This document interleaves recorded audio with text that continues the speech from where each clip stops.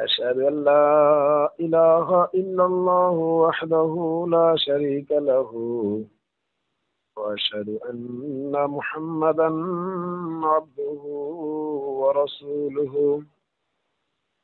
শ্রদ্ধেয় প্রিয় শ্রোতা মণ্ডলী, আজ আপনাদের সম্মুখে 5 ওয়াক্ত নামাজের কতিপয় মসলা মাসাইল নিয়ে আলোচনা করব। অনেক ভাই প্রশ্ন করে থাকেন যে মনে করুন আমি কোথাও নামাজ পড়ছি, সেটা মসজিদ হতে পারে বা নিজ গৃহ হতে পারে বা অন্য কোথাও ফাঁকা জায়গা, রাস্তার ধারে বা মাঠে ইত্যাদি ইত্যাদি জায়গা থেকে নামাজ। তো এমতো অবস্থায় দেখা যাচ্ছে যেখানে আমি সিজদা করব সেই সিজদার জায়গা ধুলোবালি ভর্তি। তো সিজদা করার সময় নামাজের মধ্যে সেখানে ফুঁক দিয়ে ধুলোগুলো উড়িয়ে দেওয়া যাবে কি না, তাতে জায়েজ আছে কি না এ বিষয়ে। তো আসুন এ বিষয়ে হাদিস কি বলছে। হযরতে আব্দুল্লাহ বিন ওমর রাদিয়াল্লাহু তাআলা আনহু থেকে বর্ণিত, নাফাখা ফি সালাতিল কুসুফে, অর্থাৎ হযরতে প্রিয় নবী সাল্লাল্লাহু তাআলা আলাইহি ওয়াসাল্লাম কুসুফ নামাজের মধ্যে ফুঁক দিয়েছিলেন। হাদিসটি এসেছে সহিহ আবু দাউদ 1055 নম্বর হাদিস, কিতাবুস সালাত, বাবু মান ক্বালা ইয়ারকাউ রাকআতাইন, মুসনাদে আহমদ বিন হাম্বল দ্বিতীয় খণ্ড 159 নম্বর হাদিস, সুনানে আবু দাউদ 1194 নম্বর হাদিস, নাসাই তৃতীয় খণ্ড 137 নম্বর হাদিস, সুনানে বাইহাকি তৃতীয় খণ্ড 324 নম্বর হাদিস। এতগুলি হাদিস গ্রন্থে হযরতে আব্দুল্লাহ বিন ওমর রাদিয়াল্লাহু তাআলা আনহু থেকে বর্ণিত হাদিসটি বর্ণনা করা হয়েছে যে হযরত প্রিয় নবী সাল্লাল্লাহু তাআলা আলাইহি ওয়াসাল্লাম কুসুফ নামাজ যখন পড়াচ্ছিলেন তো উনি ওনার পিছনে নামাজ পড়লেন এবং দেখলেন যে কুসুফ নামাজ পড়ানোর সময় তিনি ফুঁক দিয়ে ধুলো ঝেড়েছিলেন সিজদার জায়গায়। এই বিষয়ে ফকিহদের মধ্যে যদিও যথেষ্ট মতভেদ রয়েছে এবং সেগুলো মসলা মাসাইলের বিষয়ে, ওই লাইনে আলোকপাত না করাটাই ভালো। হাদিস যতটুকু পাওয়া হয়েছে ঠিক ততটুকু আপনাদের সম্মুখে বর্ণনা করা হলো। বাকি ফিকহ শাস্ত্রবিদদের মাসলা মাসাইলের কিতাবের দিকে যদি কেউ যেতে চান তো ফিকহে আহমদি আছে বা আরো অন্যান্য ফিকহ রয়েছে, সেদিকে লক্ষ্য করতে পারেন।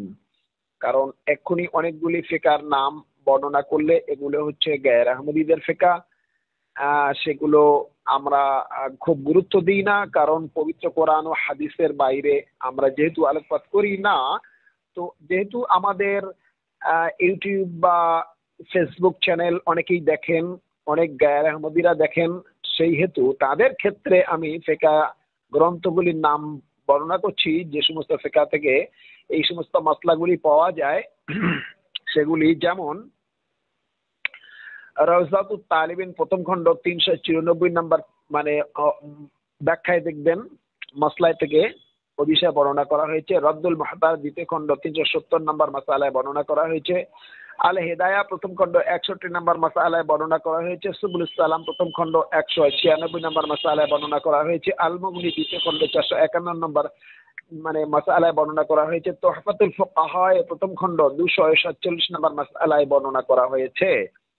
এই মাসালার কিতাবগুলি গায়ের আহমদী যারা আছেন তারা দেখে নিতে পারেন।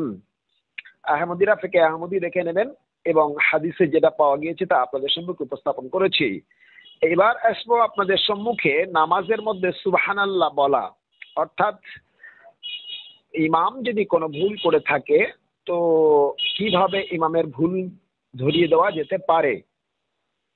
ইতিপূর্বে এ বিষয়ে বিস্তারিত বর্ণনা হয়েছে, তার সংক্ষিপ্তভাবে আজকেরও বর্ণনা করছি, যেহেতু কিছু অংশ সামথিং বাকি পড়েছিল সেগুলি। যেমন হযরতে আবু হুরায়রা রাদিয়াল্লাহু তাআলা আনহু থেকে বর্ণিত, হযরত রাসূলুল্লাহ সাল্লাল্লাহু তাআলা আলাইহি ওয়াসাল্লাম বলেন, আত-তাসবিহু লির-রিজালি ওয়াত-তাসফিকু লিন-নিসায়ে, অর্থাৎ নামাজের মধ্যে প্রয়োজনের সময় পুরুষেরা সুবহানাল্লাহ বলে ইমামের ভুলের সংশোধন করিয়ে দেবে এবং মহিলারা 2 হাতে তালি বাজিয়ে ইমামকে সতর্ক করে দেবে।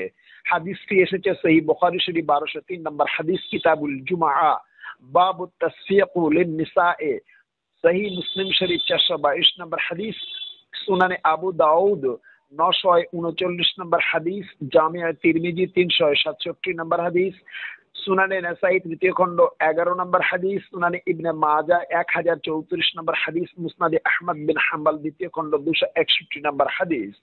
এই সকল হাদিস গ্রন্থে ওই হাদিসটি এসেছে, অর্থাৎ হযরত আবু হুরায়রা রাদিয়াল্লাহু তাআলা আনহু বর্ণিত হাদিসের মধ্যে মসলাটি আমি সংক্ষিপ্তভাবে আপনাদের সম্মুখে বর্ণনা করলাম যে রাসূলুল্লাহ সাল্লাল্লাহু তাআলা আলাইহি ওয়াসাল্লাম বলেছেন আত-তাসবিহু লির-রিজালে, অর্থাৎ পুরুষেরা সুবহানাল্লাহ বলে লোকমা দেবে, ওয়াত-তাসফিকু লিন-নিসায়ে, এবং মহিলারা হাতের ছোট্ট করে হাতের তালি বাজিয়ে একটু শব্দ করে আওয়াজ করে ইমামের ভুলটাকে সংশোধন করিয়ে দেবে।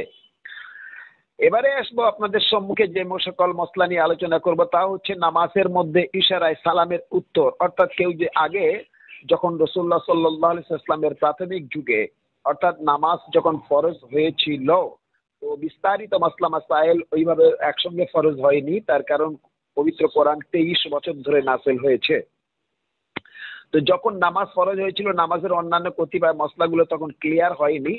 যেভাবে নামাজ পড়া হতো সে ইতিপূর্বে আমি অনেকবার বর্ণনা করে এসেছি, আমার ইউটিউবের এবং ফেসবুকের আপনারা দেখে নেবেন, সেখানে বর্ণনা করা আছে নামাজের মাসলাগুলির মধ্যে 5 ওয়াক্ত নামাজের বিষয়ে বিস্তারিত বর্ণনা করা আছে যে নামাজের মধ্যে যখন রাসূলুল্লাহ সাল্লাল্লাহু তাআলা আলাইহি ওয়াসাল্লামকে সালাম দিতেন মসজিদে নববীর মধ্যে কোনো সাহাবীরা ঢুকে, তখন রাসূলুল্লাহ সাল্লাল্লাহু তাআলা আলাইহি ওয়াসাল্লাম সালামের উত্তর দিতেন।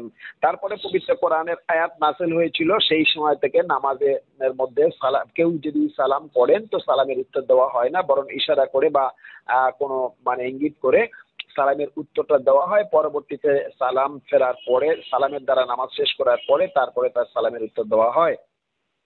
তো এখানে সেই মসলা নিয়ে আলোচনা করব যে নামাজের মধ্যে ইশারায় সালামের উত্তর দেওয়া যেতে পারে কি না, জায়েজ আছে কি না, হাদিস কি এসেছে।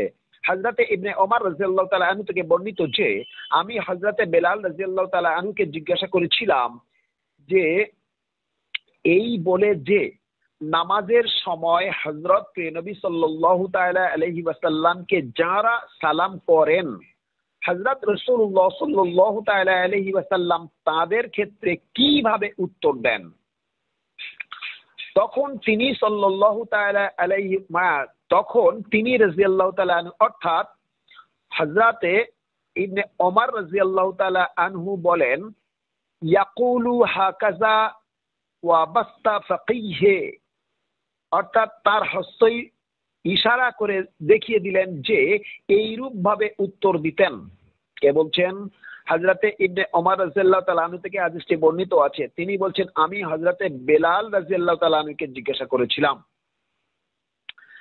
হযরতে আব্দুল্লাহ বিন ওমর অর্থাৎ হযরত উমর বিন খাত্তাব রাদিয়াল্লাহু তাআলা আনহুর ছেলে, বিখ্যাত সাহাবা এবং ফকী ছিলেন একজন। হযরতে আব্দুল্লাহ বিন ওমর রাদিয়াল্লাহু তাআলা আনহু জিজ্ঞাসা করছেন কাকে? হযরতে বেলাল হাবশী রাদিয়াল্লাহু তাআলা আনহুকে, যিনি রাসূলুল্লাহ সাল্লাল্লাহু আলাইহি সাল্লামের সঙ্গে অধিকাংশ সময় থাকতেন এবং তার প্রধান শিষ্য ছিলেন, এবং তিনি রাসূলুল্লাহ সাল্লাল্লাহু আলাইহি সাল্লামের সমীপে নিজেকে সুপর্দ করে দিয়েছিলেন, কুরবানি করে দিয়েছিলেন।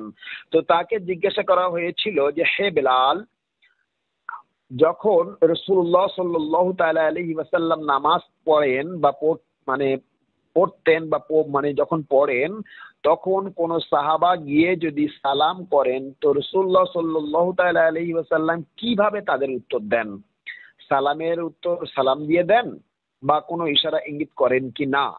তো হযরতে বেলাল হাবশী রাদিয়াল্লাহু তাআলা আনহু তিনি বলছেন, হাদিসের শব্দগুলি এসেছে ইয়াকুলু হাকাযা ওয়া বাস্তা ফাকিহি, অর্থাৎ তার হস্ত ইশারা করে দেখিয়ে দিলেন যে এইরূপ ভাবে উত্তর দিতেন, অর্থাৎ হাতের ইশারার মাধ্যমে উত্তর দিতেন। সে ব্যক্তি বুঝে যেত যে আমার সালামের উত্তর দিয়েছে।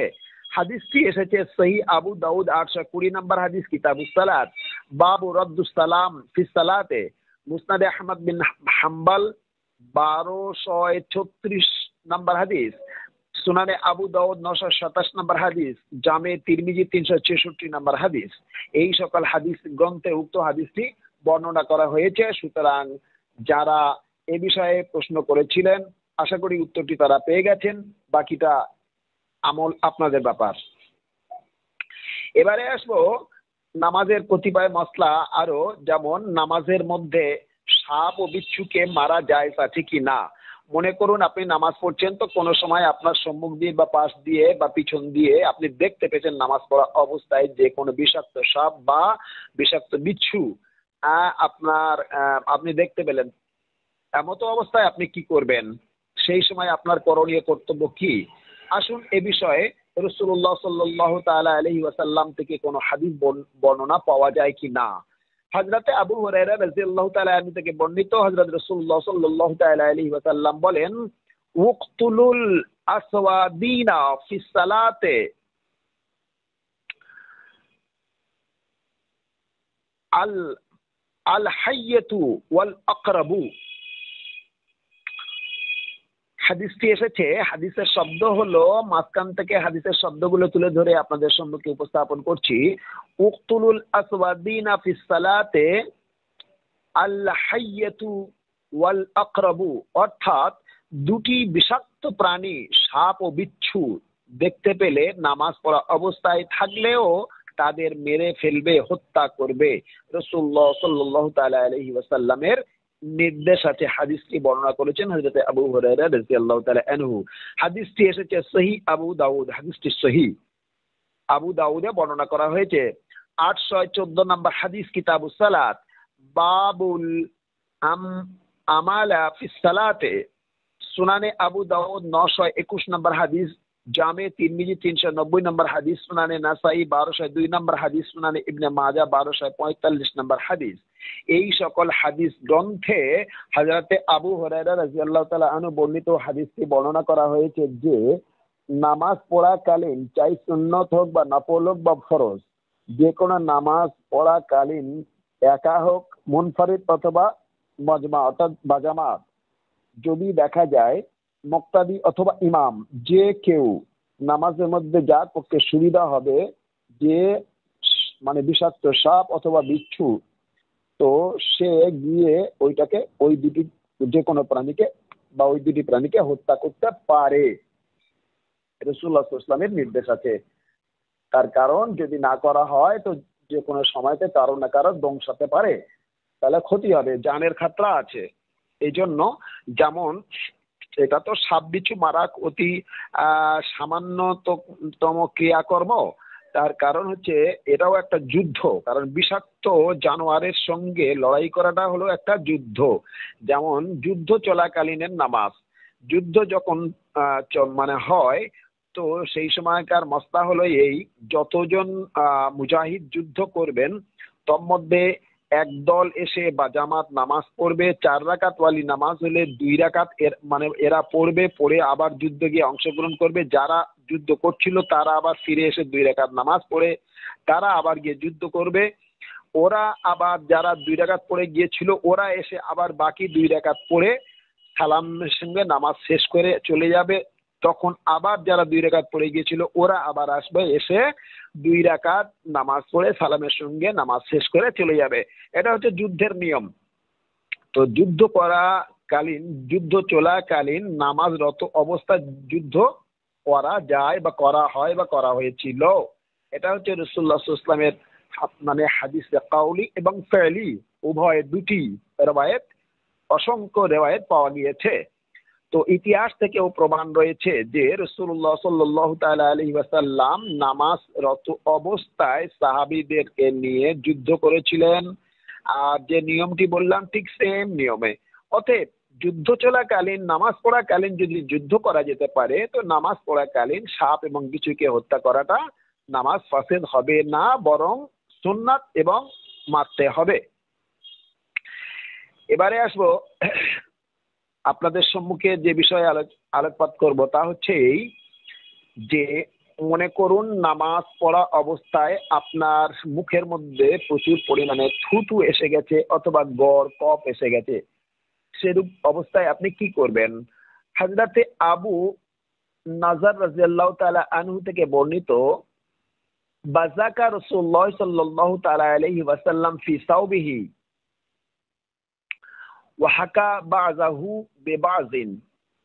তাহলে এখানে হাদিসের শব্দ আসছে বাযাকা রাসূলুল্লাহ সাল্লাল্লাহু তাআলা আলাইহি ওয়াসাল্লাম ফি সাওবিহি ওয়াহাকা বাযাহু বিবাযিন, অর্থাৎ হযরত নবী সাল্লাল্লাহু তাআলা আলাইহি ওয়াসাল্লাম স্বীয় কাপড়ে থুতু ফেললেন, হ্যাঁ, তার কিছু অংশ অন্য অংশ দ্বারা জড়িয়ে নিলেন, অর্থাৎ তার কাছে রুমাল অথবা ওই জাতীয় কোনো এক্সট্রা কাপড় ছিল, যে কাপড়ে তার মুখের কফ বা থুতু এই জাতীয় কোনো কিছু হয়তো যদি মুখের মধ্যে থাকে কেরাত পড়তে অসুবিধা হয়ে যাবে, গলাটা আটকে যেতে পারে, অনেক রকমের অসুবিধা হয়। সেই কারণে আপনি আপনার কাছে যে রুমাল থাকবে সেই রুমাল অথবা অন্য কোনো কাপড় দিয়ে আপনি মুছে নিয়ে নিতে পারেন বা তাতে নিক্ষেপ করে থুতু নিক্ষেপ করে মুছে নিতে পারেন। হাদিসটি এসেছে সহি আবু দাউদ 374 নম্বর হাদিস, কিতাবুত তাহারাত, বাবুল বাসাকা ইয়াসিবুস সাওবে, সুনানে আবু দাউদ 389 নম্বর হাদিস। এই সকল হাদিসের গ্রন্থে ওই হাদিসটি পাওয়া গিয়েছে। আমলিয়াতের ব্যাপারে আপনাদের বিষয় আমি যতদূর পর্যন্ত আমার তাহকিক মতে পেয়েছি আমি প্রিয় পাঠকবৃন্দের সম্মুখে উপস্থাপন করলাম। এবারে আসবো আমরা নামাজের মধ্যে প্রয়োজনে কয়েক পা চলা জায়েজ আছে কি না। আসুন, হযরতে আয়েশা রাদিয়াল্লাহু তাআলা আনহা থেকে বর্ণিত, হযরত রাসূলুল্লাহ সাল্লাল্লাহু তাআলা আলাইহি ওয়াসাল্লাম নামাজ পড়তেন এবং ঘরের দরজা বন্ধ থাকতো, অতঃপর আমি এসে দরজা খোলা করতাম, অর্থাৎ দরজায় আওয়াজ দিতাম, ফামশি ফাফাতাহা লি সুম্মা রাজাআ ইলা সালাতে। তখন হযরত প্রিয় নবী সাল্লাল্লাহু তাআলা আলাইহি ওয়াসাল্লাম কয়েক কদম হেঁটে গিয়ে দরজা খুলে দিতেন, তারপর নামাজ পড়ার স্থানে ফিরে যেতেন। হাদিসটি আরেকবার শুনি, ভালোভাবে আমরা এটাকে ইয়াদ করি। অনেকেই মসলা জানি না এবং ভুল মসলা দিয়ে থাকি, এবং নামাজে যখন পড়ি আমরা ইতিপূর্বে অনেক মোল্লা মৌলবীদের বলতে শুনেছি যে পায়ের টিপ যেন না সরে। তো পায়ের টিপ যেহেতু সরবে না, তার যুদ্ধক্ষেত্রে মরে যেতে হবে সব। কোনো মসলা জানে না, হাদিস কোরআনের কোনো জ্ঞান নেই, উল্টা পাল্লা মসলা দিয়ে, ভুল ভাল মসলা দিয়ে কমকে সর্বনাশ করে দিয়েছে। নামাজ হৃদয়ের সঙ্গে সম্পর্ক, খোদা তাআলার নামাজের নিয়ম কানুন যেভাবে আছে সেভাবে আমল করতে হবে এবং তোর মধ্যে অনেক কিছু করতে হবে। মুসলমানরা হচ্ছেন, প্রত্যেকটি মুসলিম হচ্ছেন মুজাহিদ, হ্যাঁ, মনের নফসের সঙ্গে জেহাদ সব থেকে বড় জেহাদ। রাসূলুল্লাহ সাল্লাল্লাহু তাআলা আলাইহি ওয়াসাল্লামের আমলিয়াতের জিন্দেগি নিজের বাস্তব জীবনে বাস্তবায়িত করতে হবে, সেগুলি না খেয়াল করে আবল তাবল মসলা দিয়ে সমাজকে সর্বনাশ করেছে।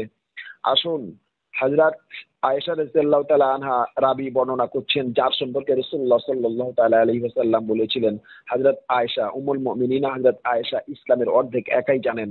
তো এত বড় তিনি ফুকাহা ছিলেন। তো তিনি হাদিস বর্ণনা করছেন যে হযরত আয়েশা রাদিয়াল্লাহু তাআলা আনহা থেকে হাদিস বর্ণিত, হযরত রাসূলুল্লাহ সাল্লাল্লাহু তাআলা আলাইহি ওয়াসাল্লাম নামাজ পড়তেন। কে বলছেন? হযরত আয়েশা রাদিয়াল্লাহু তাআলা আনহা। তিনি বলছেন রাসূলুল্লাহ সাল্লাল্লাহু তাআলা আলাইহি ওয়াসাল্লাম ঘরের মধ্যে নামাজ পড়তেন এবং নামাজ পড়াকালীন ঘরের দরজা বন্ধ করে দিতেন, বন্ধ থাকতো।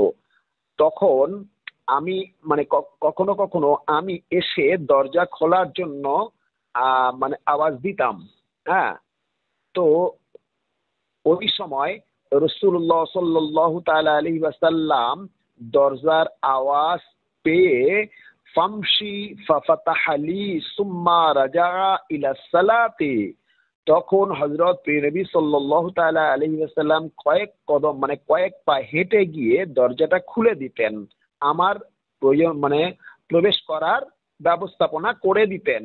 সেই জন্য রাসূলুল্লাহ সাল্লাল্লাহু তাআলা আলাইহি ওয়াসাল্লামের এই হাদিসে ফেলি হযরত আয়েশা রাদিয়াল্লাহু আনহা বর্ণনা করছেন যে রাসূলুল্লাহ সাল্লাল্লাহু তাআলা আলাইহি ওয়াসাল্লাম কয়েক কদম হেঁটে গিয়ে দরজা খুলে দিতেন। দেওয়ার পরে তিনি আবার নিজ নামাজের স্থানে চলে যেতেন, গিয়ে আবার নামাজ পড়তেন, নামাজ ছেড়ে দিতেন না, নামাজ পড়া অবস্থায়। হাদিসটি এসেছে সহি আবু দাউদ, হাদিসটি সহি 815 নম্বর হাদিস, কিতাবুস সালাত, বাবুল আমালু ফিস সালাতে। এই হাদিসটি সহি এবং হাসান। সুনানে আবু দাউদ 922 নম্বর হাদিস, জামে তিরমিজি 601 নম্বর হাদিস, সুনানে নাসাই 1206 নম্বর হাদিস। এই সকল হাদিস গ্রন্থে এই হাসান হাদিসটি হযরত আয়েশা রাদিয়াল্লাহু তাআলা আনহা থেকে বর্ণিত হয়েছে।